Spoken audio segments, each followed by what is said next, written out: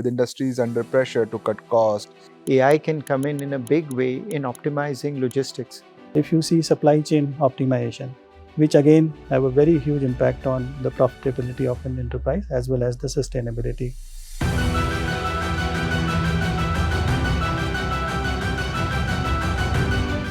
manufacturing today stands at a critical crossroads. On one hand, it drives economic growth, on other, it contributes nearly 30% of global greenhouse gas emissions. Supply chains that once prioritized speed and cost must now also deliver on resilience, responsibility, and sustainability. However, the good news is the transformation is already underway. From energy transition and waste reduction to AI-driven digital twins and simulation-first design, industries are rewriting the rules of efficiency. Leaders like Thermax, Dassault Systems are proving that sustainability is no longer just a compliance, it's a powerful competitive advantage.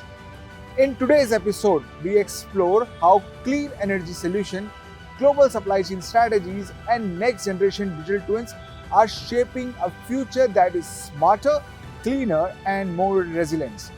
Today, we are joined by Mr. Ashish Bhandari, who is the MD and CEO of Thermax Limited, and Mr. Tanuj Mittal, who is Senior Sales Director at Dassault Systems India. And let's explore what they have to say about this.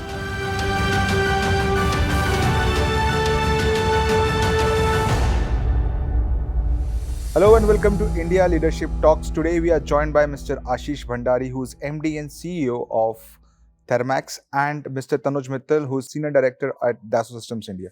Welcome to the India Leadership Talk series. Thank you so much for joining us today. Mr. Bhandari, would like to understand from you, Thermax as a company, is being trusted partner for energy transition, and with industries under pressure to cut cost, emissions, at the same time achieving sustainability and efficiency in the industrial ecosystem. How do you see this transition happening? Okay. But for countries like India and for companies that are part of this Indian ecosystem, energy sustainability and energy availability both are very, very big needs. In a country where our own energy needs are growing by 8% plus annually, the question is not just about how are we going to get this energy, but also how do we get this sustainably. So the energy transition question becomes a very, very important question. And it is this energy transition question that is driving companies like Thermax to be this bridge between energy availability and sustainability. Across our entire portfolio is a host of solutions that are exactly around that particular question. How do we be a partner for energy transition? I'll share in very, very simple example. There's a big, one of the biggest names in the food industry, which traditionally would have used a fossil fuel-based plant to, as it looks to put up plants all across India for noodles specifically, would have used fossil fuels. Working with us, they switched from fossil fuels to biomass. So we have now set up at 4 of their plants, 8 biomass boilers. These biomass boilers are put in by Thermax, sourced, or the fuel is sourced by Thermax. It changes based on the geography. So we work with farmers, local FPOs, etc., to source biomass locally. We operate these plants for the customer, and the customer pays on the output that we deliver with guarantees, high guarantees, performance driven. What does the customer get out of this? The customer saves money. So annually, we think we're saving them close to 40 to 50 crores across the 4 plants. We save significantly on the carbon footprint side. In just these 4 plants, the amount of carbon footprint that we are saving is equivalent to putting all of Delhi in forest cover. Yeah. So it's a great example of providing energy, doing it sustainably, doing it profitably as well. And a good amount of solution set exists in these kinds of solutions. Of course, not everything. You cannot achieve 100% energy transition and say, I won't spend any additional money. But a good amount of solutions are in this area where sustainability and availability go hand in hand. Nice. Tanuj, simulation-led designing and manufacturing is transforming the industry. How companies like Dassault are helping, different companies basically to validate their digital process and supply chains before deployment. Well, Deepanshu, thank you very much for having me here. Dassault System, our mission is to provide a virtual universe to customers wherein they can think of new ideas, give shape to them, design, produce, analyze, and test and validate it before they eventually manufacture it. So, when you create a virtual twin, either of the factory or of the enterprise or of the systems and processes, including the supply chain, this helps humongously to the people in order to validate what they are thinking, do various what if scenarios before they actually put it in play in the ground.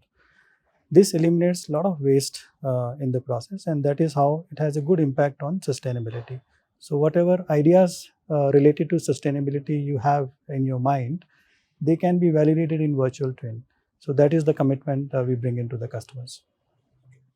Mr. Bhandari would like to understand from you about your industrial product business basically spans process around heating, water and waste pollution control. How are these solutions are enabling industries to reduce waste and recycle resources and stay compliant while improving the cost efficiency? As I said, our entire business model, not just industrial products across the board, is around the themes of how do we make energy cleaner, how do we provide cleaner water, and similarly cleaner air. Yep. So the three businesses that you talked about are around those themes. Within those business units, we address all customers across the archetype of India's industrial businesses. So on the smaller end, smaller installations, the customers themselves are big. Food and beverage, which I gave an example of, pharmaceuticals, textiles, tires, ethanol sector, and then at the other end, the hard to abate industries of petrochemical, fertilizers, refining, steel, cement. So Thermax addresses all of these customers. Across all of these customers, the themes around how do I save energy costs? So waste heat recovery, a big solution set for variety of different customers. Thermax has got solutions to take waste heat in any process, whether it's a large cement plant or it's a smaller paint shop in a chemical plant or an automotive plant. We would have solutions across the set. Similarly, this move towards biomass and bioenergy is a big move, because biomass in general takes today's agro waste and converts that into energy. Similarly, we have got solutions for taking waste paper, wet paper, which would today be wasted. How do I bring that into energy? And finally, solutions around energy efficiency, etc. One specific example that is again interesting is coming up with heat pumps, which are high temperature heat pumps. These are unique technologies which very few companies in the world have capability for. So we take applications where customer would be providing steam and then losing energy in converting that steam into water, because a customer, what they need is high temperature water. There's a chemical customer, chemical industry customer, which is a prototype. There are numerous such applications. We have developed heat pumps to give to the customer water at 110 degrees. So in heating that water, you use a heat pump concept, which is a hybrid heat pump, unique technology that Thermax has capability for. And by doing this, the customer gets exactly what they need, no wasted energy. So the equipment is relatively cheaper. Energy costs are 20 to 30%, and you save other tertiary costs as well, because it's got lower maintenance, lower overall process improvement that we can deliver. In some ways, our entire company, whether we've got numerous solutions on saving water for our customers, recycling that water, these solutions range from commercial buildings, hospitals, hotels, to large industrial plants where we provide zero liquid discharge solutions while using the least amount of energy that is possible. So as India looks to become more sustainable, conserve water, conserve air, conserve energy, Thermax is very focused on developing solutions that will meet our customers' needs, not just for today, but even 10 years from now. We are in a very interesting time right now. Energy transition and digital adoption is happening at a rapid pace and both happening at the same time. So, where do you see the biggest wins happening in terms of when sustainability is intersecting the technologies like AI transformation, everything? So, Bhandari, first of all, would like to take your views and then Tanuj will. Sure. Across the board, yeah, and the two go hand to hand. Numerous applications in almost every aspect of business that you can think of. I'll share three examples. We have a business for renewables called First Energy Private Limited, where we provide solar, wind, storage related solutions on energy. There, AI can come in and is already coming in to help with forecasting models. It is much better than humans at predicting what will be the actual wind energy generated, solar energy generated.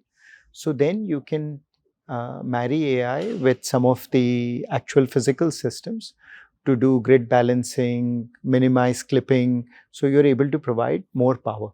In our traditional set of solutions where we provide boilers, as an example, we are bringing in AI to improve efficiency of these boilers, improve uptime, to do early fault identification, provide small insights that help the equipment run better.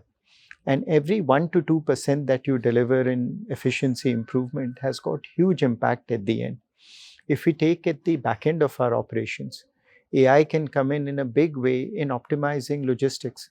Yeah, through our various operations, we interact with and manage logistics at a very large scale. This represents not just a big cost to us, but money spent in fuel, which then has a big impact on sustainability and on our carbon footprint. By bringing AI to optimize all of these, we save costs, and then we help improve sustainability and improve efficiency of our operations as well. Digital and sustainability can go hand in hand in practically every part of business that you can think of. And I think today we are just scratching the surface on what is possible over the next 1 to 5 years and for the foreseeable future. There'll be numerous big applications that will come about. And I was talking just a short while ago about some such applications, even on the operations side.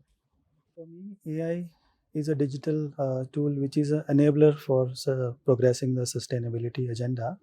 But more importantly, this cultural shift also needs to be there where we are consciously trying to leverage these tools for furthering this agenda of sustainability. Tools are capable, but they need to be deployed consciously for us to get any benefit. If I have to highlight a few examples, one would be related to maintenance and upkeep of equipments. So far, we have been doing breakdown maintenance, planned maintenance, but now we are going towards predictive maintenance, where monitoring the behavior of machines and equipments over a period of time, you are able to analyze when next it is going to fail and take preemptive actions, not to let the plant shut down because of these small things. This has a huge saving and also a good impact on sustainability. Similarly, if you see supply chain optimization, which again have a very huge impact on the profitability of an enterprise as well as the sustainability score.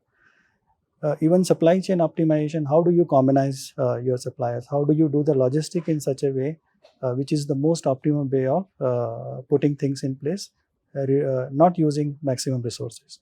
So there are numerous examples where AI can be leveraged, but then this needs to be done in a planned and conscious manner. How often do you see that traditional companies are adopting these kind of technologies in a rapid pace, specifically when you talk about AI and digital twins? And how are you helping their engineering teams to adopt them faster and to test the simulation first center kind of thing? It is about democratizing the technology, for example. And of course, we need to have leaders like Thermax who will show the way to the industry. Industry usually is very quick to adopt if they see early success demonstrated by somebody. At the engineering level, it is more about democratizing the technology. For example, we have a concept called ModSim. Earlier, if you have to do simulation, It is a sequential process where designer will design something first, then it goes to simulation. Simulation engineers test it and give it back to designers to further optimize. And this is an iterative process. But with ModSim approach, where design and simulation happens on a single process, the designer itself has the capability during the design process itself to see what impact it will have on the sustainability. What will be the wastage? What will be the over design elements when he is designing itself? So that when the design lands with simulation team, it is already quite optimized. So we squeeze the process, we reduce the resources deployed in this process, and we save ultimately for the organization. Efficiency, sustainability, productivity, all these buzzwords, are only applicable when it is an industry-wide collaboration. It is not just between a technology partner or a company, but also goes beyond the suppliers and the ecosystem. How do you see, Mr. Bhandari, these things happening at your end? And how do you ensure this broad-based adoption happens entire value chain? I agree with you entirely that these are ecosystem transformations that have to happen. And for every company, some of this you manage and you own. Lot of it you also depend on the various partners that you have. Partners, customers, various other stakeholders as well. One of the biggest ones that you referred to is our vendors. And as Thermax, we deal with thousands of vendors, most of whom are MSME vendors. The Pradhan Mantri in his 15th August speech referred to the ZED program. It is a very well designed program which is specifically around working with vendors, MSME ones, around improving quality, improving efficiency and sustainability. It's called Zero Effect, Zero Defect. The defect part focuses on quality and efficiency to some extent.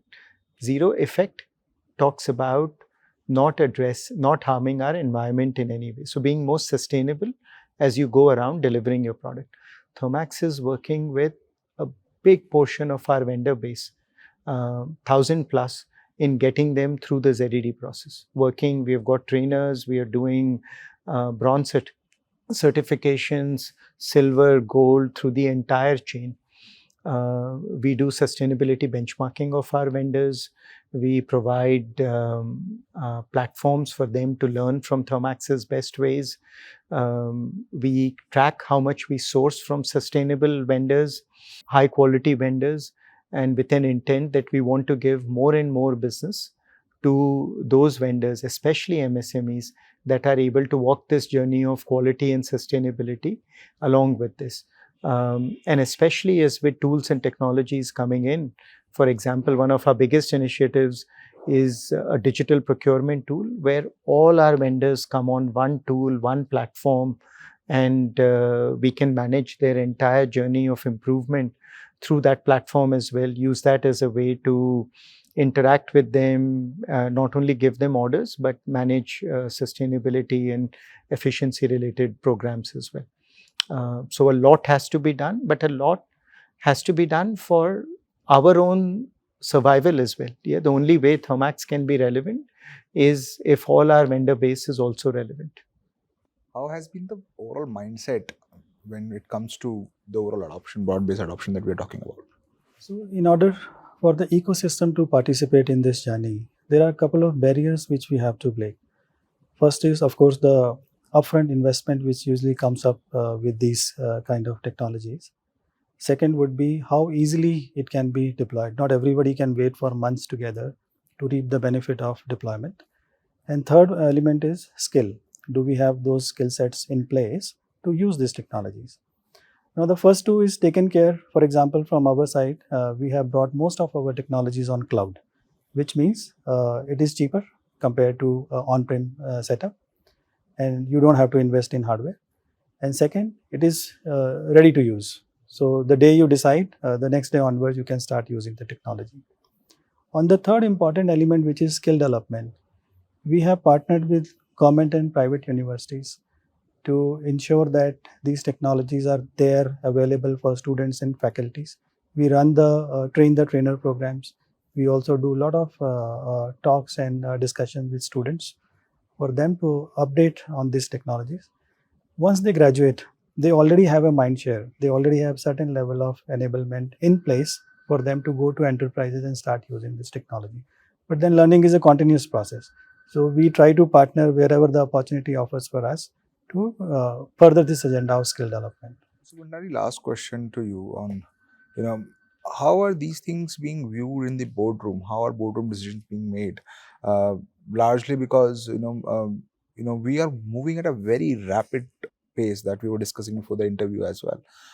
How do you see this whole transition, rapid phase adopting? Because traditional companies are little, because they have their investments done, they are not really agile enough to change. So for companies like Thermax, it's a matter of our survival. Yeah, entire business is that of energy.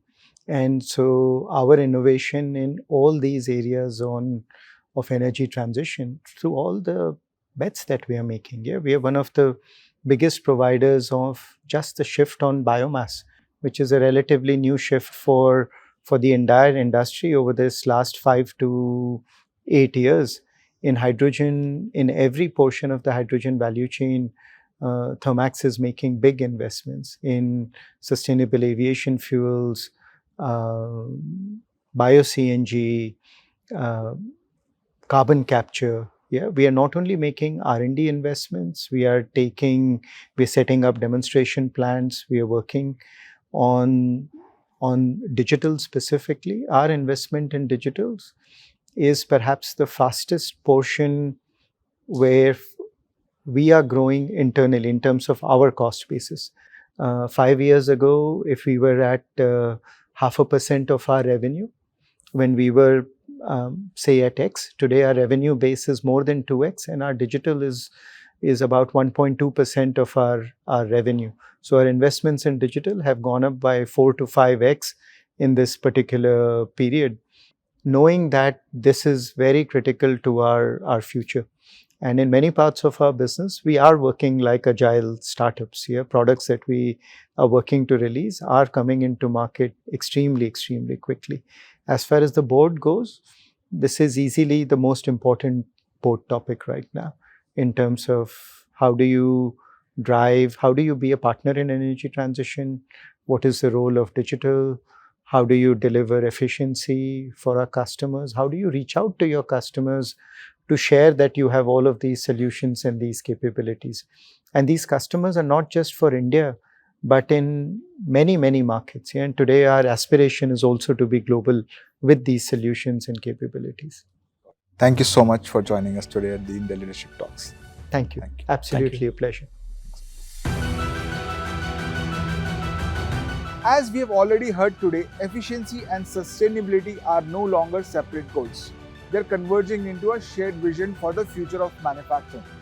From Thermax clean energy innovation to Dassault simulation first strategies, the path forward is clear: resilient supply chains, reduced carbon footprints, and smarter operations.